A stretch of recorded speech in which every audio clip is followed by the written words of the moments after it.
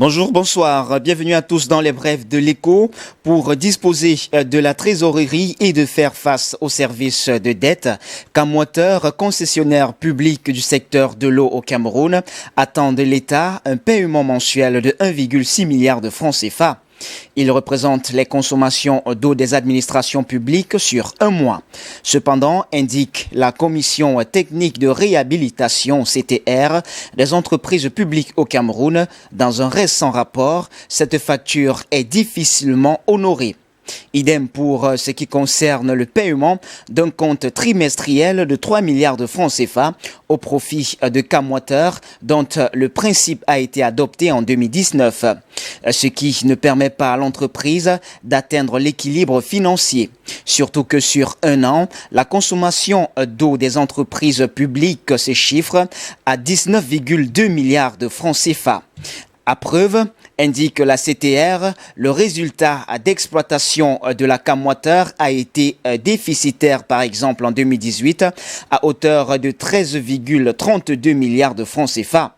Par ailleurs, la dette de l'entreprise à long et à moyen terme est passée de 324,9 milliards en 2017 à 478,86 milliards de francs CFA en 2018, soit une augmentation de 154,8 milliards de francs CFA. Cet endettement de Camwater est essentiellement constitué des conventions de financement d'un montant global de 341,8 milliards de francs CFA signées avec les principaux bailleurs de fonds, à l'exemple Exim Bank, Exim Bank China, Exim Bank États-Unis, la BAD, IDA, Dexia, BEI AFD, dans le cadre de la réalisation de 9 projets dont l'objectif est l'amélioration de l'approvisionnement en eau potable. Au 31 décembre 2018, les décaissements cumulés s'élèvent à la somme de 267,4 milliards de francs CFA.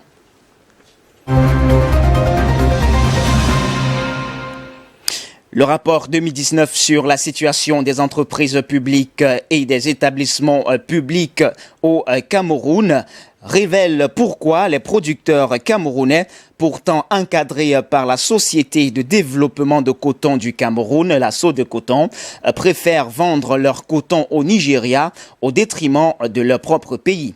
Ceux-ci affichent une préférence en raison de la compétitivité des prix, soit à 227 francs CFA par kilogramme au Cameroun contre 800 francs CFA par kilogramme au Nigeria, révèle le rapport.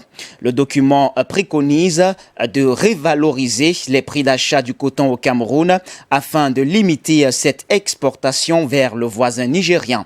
Il faut noter que la vente du coton camerounais par ces paysans est illégale, car selon les termes du contrat qui les lie à la SODECOTON, l'entreprise doit avoir l'exclusivité de l'achat de leurs produits en échange du préfinancement que la SODECOTON offre pour la fourniture d'intrants.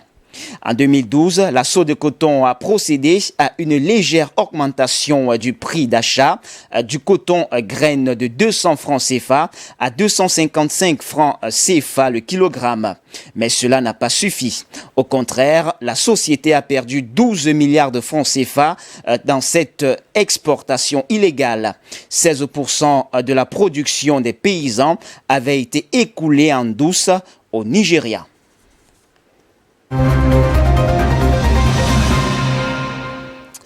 Et puis la Banque des États de l'Afrique centrale, BEAC, Banque centrale des 6 pays de la CEMAC, a officiellement annoncé qu'il était désormais possible d'effectuer plus facilement des paiements électroniques entre plusieurs opérateurs.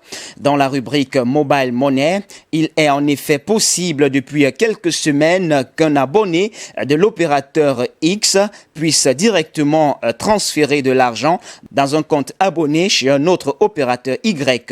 Le secteur bancaire et celui des paiements électroniques ont travaillé toute l'année dernière pour finaliser le processus. Dans son communiqué signé le 15 avril 2020, le gouverneur de la BEAC, Abbas Mahamat Toli, invite les populations de la CEMAC à recourir massivement à ce mode de paiement disponible dans toute la sous-région.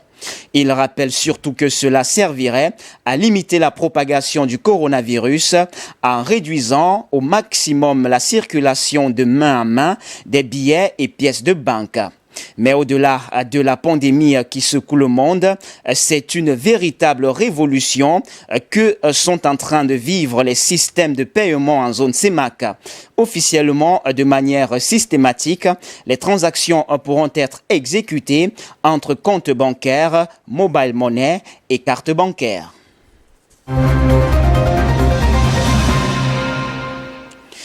Et puis, hors de l'Afrique, les négociateurs britanniques et européens se sont mis d'accord pour organiser 3 séries de négociations longues d'une semaine chacune afin de fixer le cadre de relations futures entre Londres et Bruxelles selon un communiqué commun publié ce mercredi.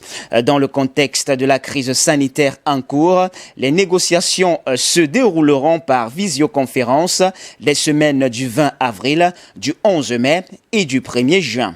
Depuis son départ de l'Union européenne en janvier dernier, le Royaume-Uni se force de négocier un accord de libre-échange avec le bloc communautaire, mais les divergences restent nombreuses entre les deux parties.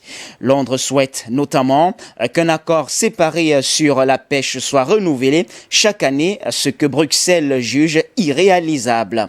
Les Britanniques préféreraient en outre conclure des accords séparés sur les différents points de la discussion, alors que l'Union européenne veut un accord global qui laisserait à la Cour de justice européenne le dernier mot sur l'interprétation des règles communes, a-t-il poursuivi en ajoutant que Londres avait refusé de signer la Convention européenne des droits de l'homme.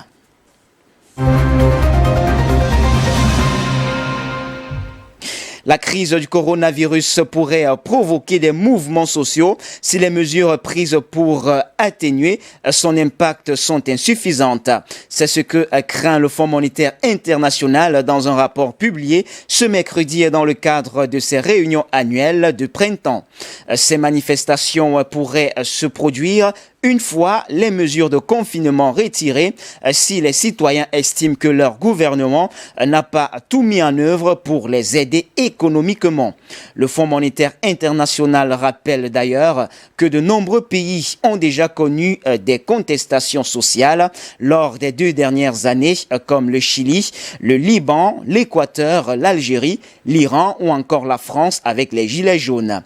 Pour éviter les conflits sociaux, le FMI préconise au gouvernement de bien expliquer à leurs citoyens le contenu et le caractère temporaire des aides économiques liées à la crise du coronavirus. L'institution appelle d'ailleurs la communauté internationale à aider financièrement les pays les plus pauvres et à alléger leurs dettes. Eh bien, c'est tout pour les brefs de l'écho de ce jour. Mesdames, Mesdemoiselles et Messieurs, merci de nous avoir suivis. Les informations se poursuivent sur nos antennes d'IBS Télévision. Restez donc des nôtres naturellement.